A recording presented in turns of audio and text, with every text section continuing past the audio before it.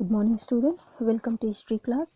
सो हमने बच्चों chapter 4 start कर लिया है। उसका नाम था thinkers believes and buildings cultural development, that is around from 600 BCE to 600 C cultural development पढ़ रहे हैं। ठीक है, तो हमने 2 सब टॉपिक तो कंप्लीट कर लिया है और इसी सब जो सेकेंड सब टॉपिक था बैकग्राउंड, ओके, उसमें हमने बहुत लाइक सेक्रीफाइसेस वगैरह पढ़ा था, थिंकिंग चेंज लाइक कैसे वही सेक्रीफाइस वगैरह से लोगों के थिंकिंग प्रोसेस चेंज हो गया और थ्रू दैट थिंकिंग वहाँ पे डिबेट डिस्कशन होने लगे। उसके बाद ही ये वहाँ पे न्यू ट्रेडिशन वगैरह का इमर्जेंस हुआ, वो पढ़ा था ना हमने। तो today we will discuss under that subtopic only few sources. ठीक है, हम थोड़ा सोर्स डिस्कस करते हैं, वही सब टॉपिक में आता है। तो यहाँ पे आप देखते हो कि वर्सेस फ्रॉम द उपनिषद। ठीक है, तो उपनिषद लाइक ये वर्सेस हमने उपनिषद से लिया है। स्पेशली कौन सा उपनिषद से लिया है? चंदोग्या उपनिषद, जो कब कंपोज हुआ था? 6th century BCE में कंपोज हुआ था और वो संस्कृत में था। वहां से 2 वर्सेस निकाला गया है। देखिए, एक वर्स का नाम है नेचर ऑफ द सेल्फ और दूसरा वर्स का नाम है the true sacrifice. So nature of the self में क्या आपको मतलब है कि सेल्फ में, है ना। तो इस वर्स में लिखा गया है कि ये सेल्फ बोलने वाला जो शब्द है ना, वो इतना छोटा है, वो एक पैडी धान के दाने के जितना छोटा है। वो क्या है, हमारे मन के अंदर रहता है। ठीक है, इतना छोटा है जो एक मस्टर्ड सीड से भी छोटा है। पर वही सेल्फ को आप किसी अच्छे काम के लिए लगाना चाहो, किसी के भलाई के लिए लगाना चाहो, तो वो क्या हो जाता है? वही इतना छोटा वाला सेल्फ ये पृथ्वी से भी बड़ा हो सकता है, ये स्पेस से भी बड़ा हो सकता है, ये क्या होता है, हेवन से भी बड़ा हो सकता है और ये वॉल से भी बड़ा हो सकता है। सो आप इसका मतलब क्या है कि एक छोटा सा चीज़ जो हमारे मन के अंदर रहता है, आप चाहो तो इसी चीज़ को पॉजिटिव नेचर से भी यूज़ कर सकते हो और आप चाहो तो इसी मन को एक छोटा सा दाना समझ के यूजलेस भी रख सकते हो। This was the nature of the self that was mention in Chandogya Upanishad. ठीक है, आपके ऊपर ही है कि इसको कैसे यूज़ करोगे। इसी छोटी सी चीज़ को यूज़ करोगे, अच्छा काम करोगे, तो ये पृथ्वी को भी जीत सकता है, ये संसार को ही हर सकता है। This is the thing, okay. अभी इसी चीज़ को आप ना चाहो तो ये छोटी सी दाना लाइक ये छोटी सी धान का ही दाना बन के रह जाएगा।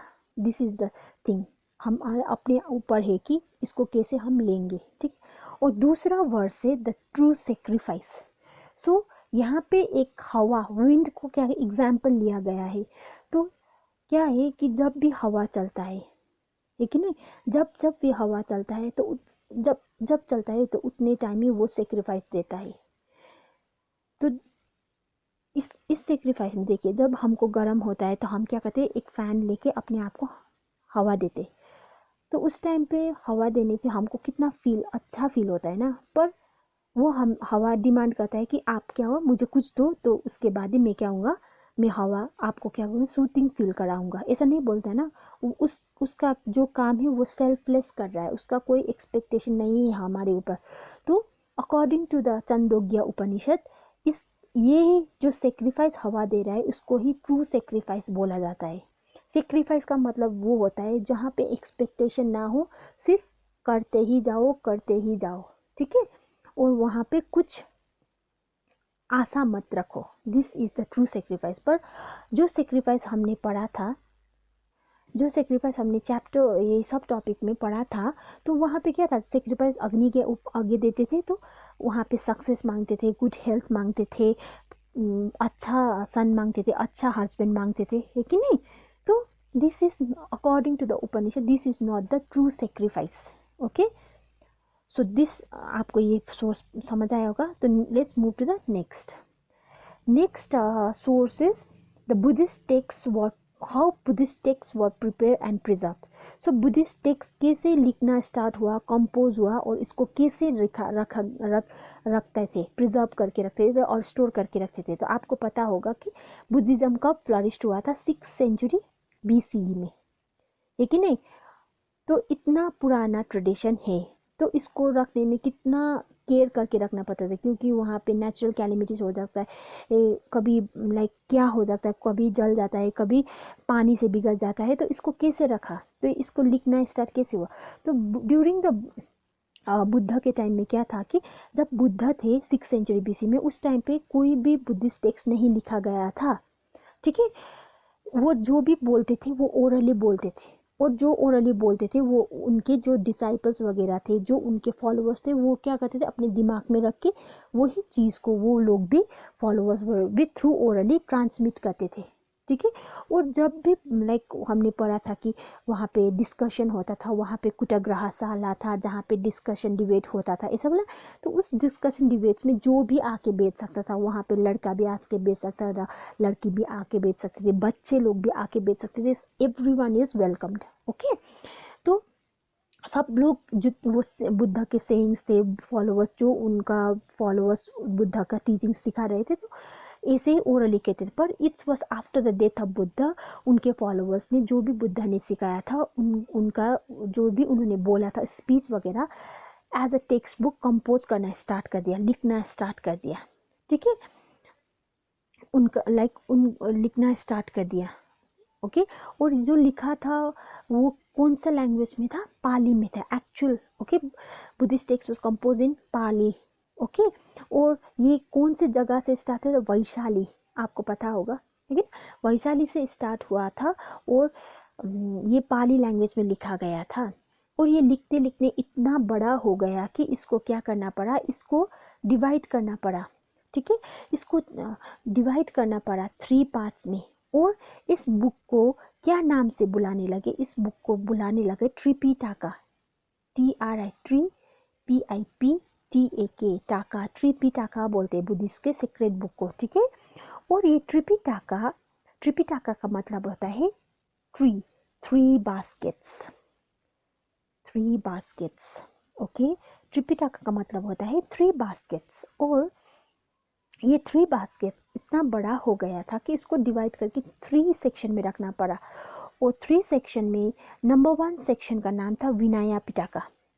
विनया पिटाका में रूल्स एंड रेगुलेशन लिखा गया था, किसके लिए, जो भी बुद्धिज्म को ज्वाइन करना चाहता है एज अ मंक और एज अ नन, तो उनके लिए थोड़ा रूल्स एंड रेगुलेशन था जो विनया पिटाका में था। और सेकेंड बुक का नाम था सुत्ता पिटाका। तो सुत्ता पिटाका में क्या था, सुत्ता पिटाका में जो Buddha during the life time of Buddha जो भी उन्होंने बोला था, जो भी वाणी दिया था, जो भी स्पीच दिया था, उसके बारे में इस बुक में लिखा गया है, उनके जो स्पीच के बारे में, कहाँ पे, सुत्ता पिटाका में। और थर्ड बुक का नाम था अभिधम्म पिटाका, ठीक है।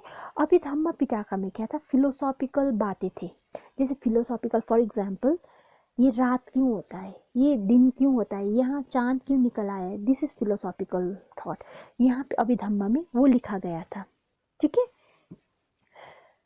हाँ, और जब ये बुक वगैरह लिखा तो बुद्धिज्म भी after the life time of Buddha, उसके बाद बहुत ज़्यादा फ्लरिश्ड होने लगे और स्प्रेड होने लगे, क्योंकि बुद्ध का जो भी फॉलोअर्स था वो आउटसाइड द कंट्री भी ट्रैवल करने लगे, ठीक है। और डिफरेंट टाइप्स के बुक कंपोज होने लगे। अमॉन्ग दैट लाइक श्रीलंका में भी क्या हुआ था, बुद्धिस्ट टेक्स्ट कंपोज हुआ था जिसका नाम था दीपावंशा एंड महावंशा। दीपावंशा का मतलब है literally the chronicle of island, and Mahavamsa का नाम मतलब है द ग्रेट क्रॉनिकल स्टोरी, ठीक है। और इस दोनों बुक में क्या लिखा गया है, बुद्ध के बारे में, बुद्धिज्म के बारे में, बुद्धिज्म कैसे फ्लरिश्ड हुआ, बुद्धिज्म का एक्चुअली लाइक ओरिजिन कैसा है, ये सब इस दीपावंशा और महावंशा में लिखा गया था। वो कहाँ पे लिखा गया था, श्रीलंका में, ठीक है। तो ऐसे करके दिन दिन क्या करे, बुद्धिस्ट टेक्स्ट वगैरह लिखना स्टार्ट हो गया। जो पाली में जो बुद्धिस्ट टेक्स्ट है वो बहुत ज़्यादा लैंग्वेजेस में ट्रांसलेट होने लगी। सो जब से पहले ट्रांसलेट होने वाला लैंग्वेज किस में था, संस्कृत में बुद्धिज्म, ये बुद्धिस्ट टेक्स्ट को लाइक ट्रांसलेट किया गया। उसके बाद लाइक बुद्धिज्म आहिस्ता आहिस्ता करके पूरा कॉन्टिनेंट में क्या हो गया, फ्लरिश्ड हो गया। और फ्लरिश होने में साउथ एशिया में बहुत ज़्यादा क्या हुआ, ये लोग इससे क्या होने लगे, इन्फ्लुएंस होने लगे और ये ज्वाइन करने, बुद्धिज़्म फॉलो करने लगे। तो उसी से जब फार ईस्ट में ये फ्लरिश हुआ तो क्या हुआ कि वहाँ पे दो लोग थे जो लाइक तीर्थ यात्री थे, उसका नाम था फाजियान एंड जुआन जैंग। ठीक है, वो लोग भी इंडिया में आए, किसके लिए, बुद्धिस्ट टेक्स्ट लेने के लिए, so that they can take that Buddhist text and convert translate it in their own language, maybe that is in Chinese. So वो भी बुद्धिज़्म के बारे में लोगों को क्या करना चाहते थे, बोलना चाहते थे, सिखाना चाहते थे। Okay, so what is the real Buddhism. So ऐसे करके आहिस्ता आहिस्ता करके बुद्धिज़्म ऐसे क्या हुआ, स्प्रेड हुआ। तो पहले पहले बुद्धिज़्म क्या होता था कि बुक्स वगैरह लाइक इतना पुराना जो 6th सेंचुरी में कंपोज, 5th सेंचुरी से कंपोज हुआ बुक्स, इसको कैसे प्रिजर्व करते थे, पहले पहले उन लोगों ने इसको as a Manusmriti, that means Manusmriti means like हाथ से लिखा हुआ। ठीक है, सो हाथ से लिखा हुआ बुक में like different regions of Asia like monasteries वगैरह में बहुत सेफ्टी के साथ प्रिजर्व करके रखते थे। ठीक है, बहुत केयर के साथ रखते थे, specially in the form of manuscript. Manuscript means हाथ से लिखा गया बुक। ठीक है, और ऐसे ही करके वो लोग बुद्धिस्ट टेक्स्ट को प्रिजर्व करके रखते थे। ठीक है, और पहले पहले तो क्या हुआ था, पहले पहले तो इसको पाली में लिखा गया था, बाद बाद में इसको संस्कृत में लिखा गया, चाइनीज़ में लिखा गया, टिबेटन्स में लिखा गया। अब जो भी मॉडर्न ट्रेडिशन में जो बुद्धिस्ट टेक्स्ट लिखा जा रहा है, सभी बुद्धिस्ट टेक्स्ट इसी लैंग्वेज में जो पाली, संस्कृत, चाइनीज़ और टिबेटन्स में लिखा गया है, उसी बुक के हेल्प से अभी नया मॉडर्न टेक्स्ट प्रिपेयर हो रहा है। ठीक है, सो आप जो ये आगे पे पिक्चर देख रहे हो ना, ये है one of the example of Buddhist manuscript जो हाथ से लिखा गया था, और इसका लैंग्वेज कौन सा, संस्कृत था। और इसको कब कंपोज किया गया था, 12th सेंचुरी में। देखिए 12th सेंचुरी में। सो this is how Buddhist text prepare and preserve, this is the story behind it. Okay, so next source है फैटलिस्टिक एंड मटेरियलिस्टिक।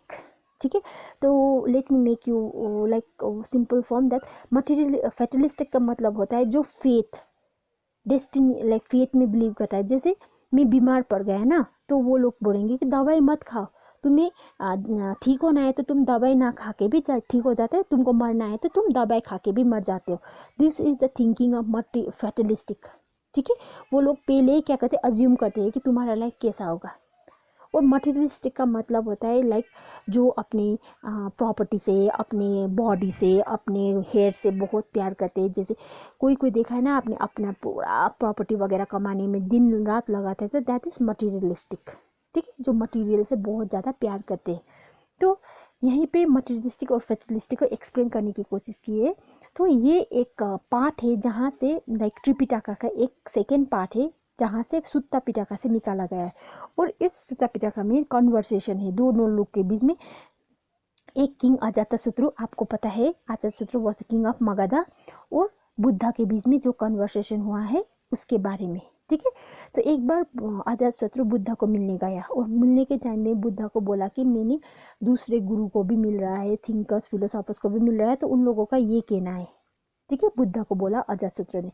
तो उन्होंने बोला कि फर्स्ट जो गुरु था उनका नाम था मखाली गोसाला। उनके हिसाब से दुनिया क्या है, उनके हिसाब से दुनिया जो भी आप करो, ठीक है, आप अपने आप को पनिशमेंट दो, अपने आप को जो भी करो, फाइनली आपके भाग्य में जो लिखा है आपके साथ वही होगा। किसने बोला, मखाली गोसा ने अजातशत्रु को बोला, उन्होंने बोला, बुद्धा को बोला। ठीक है, मुझे तो ये बोला। तो दूसरा पॉइंट था कि अभी मैं क्या करूँगा, मेरा दूसरा जन्म में बहुत ज़्यादा अच्छा जन्म हो, मैं लड़का हो के जन्मूँ, मैं राजा बन के जन्मूँ, बोल के इसी जन्म में बहुत ज़्यादा दान वगैरह करते हो, तो ये नहीं होगा। आपके भाग्य में जो लिखा होगा आपको वही होगा, आप किसी को भी इम्प्रेस नहीं कर सकोगे। So this is the saying of Makkhali Gosala. That means ये कैसा वाला थॉट था, ये थॉट था फैटलिस्टिक। जो भी करो आपके फेथ में जो लिखा है आपके साथ वही होगा, अकॉर्डिंग टू दिस मखाली गोसा। सो फिर अजातशत्रु ने दूसरा गुरु को मिला, उसका दूसरा गुरु का नाम था अजिता कासाम्बालिन। ओके, कासा काम्बालिन। कासा काम्बालिन, उन्होंने अजातशत्रु को क्या सिखाया कि राजा इस दुनिया में सेक्रीफाइस वगैरह, दान वगैरह कुछ नहीं होता, ये क्या है, ये ढोंग है, ये ऐसी चीज दुनिया में होते ही नहीं है, और इंसान 4 चीजों से बनता है और वो चीज भी आपको संसार में ही छोड़ के जाना पड़ता है। तो यहाँ दुनिया में ऐसा मटेरियल कोई भी नहीं है जो इंसान आप अपने साथ लेके जाता है। किसने बोला? अजिता कासा काम्बालिन बोलने वाला एक फिलोसॉफर ने बोला, गुरुजी ने बोला, ठीक है। तो उनका मतलब था कि ह्यूमन बींग है तो ह्यूमन बींग लास्ट में मर जाके कहते हैं यहाँ और से ही उसको क्या होता है, पृथ्वी से ही उसका जन्म होता है और पृथ्वी में सब छोड़ के जाना। जैसे फर्स्ट थिंग, जब वो मरता है तो वो क्या करता है, अपना जो भी अपनी कमाया है, धन संपत्ति प्रॉपर्टी वगैरह जो भी, औरत को ही देना पड़ता है, अपने साथ लेके नहीं जाना पड़ता। और दूसरा चीज था, जो फ्लूइड है, बॉडी मटीरियल फ्लूइड है, वो पानी में चला जाता है। दूसरा, जो अपने अपने शरीर में आपका हीट है, जो फायर में मिल जाता है, और जो आपका सांस है, एयर, वो विंड में मिला जाता है, और जो आपका सेंसेस है, वो सेंसेस सब स्पेस में लुप्त हो जाते हैं। तो लास्ट में आप मरते हो तो आपके साथ कोई भी नहीं होता है, वो सब क्या हो जाते हैं, एक्सटिंक्ट हो जाते हैं, गायब हो जाते हैं, ठीक है। तो आप इस टाइम पे जो भी गिफ्ट करो, जो भी लाइक दान दो, जो भी सेक्रीफाइस करो, ये क्या है, एक सिर्फ ढोंग है। दिस इज जस्ट अ लाई, यहाँ पे कुछ भी नहीं रखा है। सो ये सब चीज जो भी आप मटीरियलिस्टिक लव कर रहे हो, प्यार कर रहे हो, ये सब क्या है, वेन है। लास्ट में आपको क्या करना है, आप एम्प्टी हैंडेड जाओगे। तो there is no loving, there is no way in, there is no benefit in loving this materials thing. So ये वाला चीज किसने बोला था? मटीरियलिस्टिक फेथ होने वाला, ठीक है, मटीरियलिस्टिक फेथ होने वाला। सो इस दोनों गुरु, एक जो लाइक मखाली गौशाला था, वो गुरु कौन सा ट्रेडिशन से बिलोंग करता था? अजीविका सेक्ट। और दूसरा गुरु उनको क्या बोला जाता है? फर्टिलिस्टिक फेथ में बिलीव करने वाले।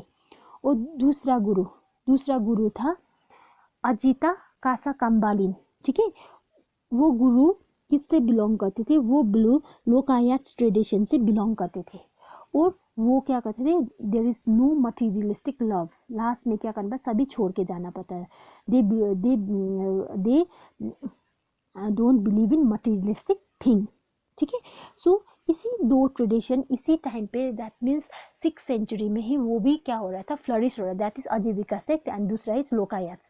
पर इस दोनों सेक्ट्स के हमें क्या नहीं है, टेक्स्ट कोई भी नहीं मिला, कि क्योंकि ये दोनों ट्रेडिशन के टेक्स्ट वगैरह पूरा डिस्ट्रॉय हो गया था, मे बी वहाँ पे प्रिजर्व भी नहीं किया होता। तो हमें इन लोगों के बारे में कैसे पता? वी हैव, हमें इसके बारे में दूसरे ट्रेडिशन वगैरह से हेल्प क्या है, जानने को मिला। जैसे यहाँ पे सुत्ता पिटाका में थोड़ा एपिसोड इसके बारे में लिखा है नहीं, ऐसे ही करके दूसरे ट्रेडिशन में भी इन लोगों के बारे में मेंशन है, इसीलिए यहाँ से हमें पता चला, ठीक है। तो दिस इज द सोर्स। सो देखिए बैकग्राउंड ऐसा है। तो आई होप आपको ये तीनों सोर्सेस समझ आए होंगे। तो अच्छे से पढ़िए, यहाँ से एग्जाम में बहुत ज़्यादा क्वेश्चन आएगा। ओके, सो आज के लिए इतना ही। Thank you very much and have a very nice day.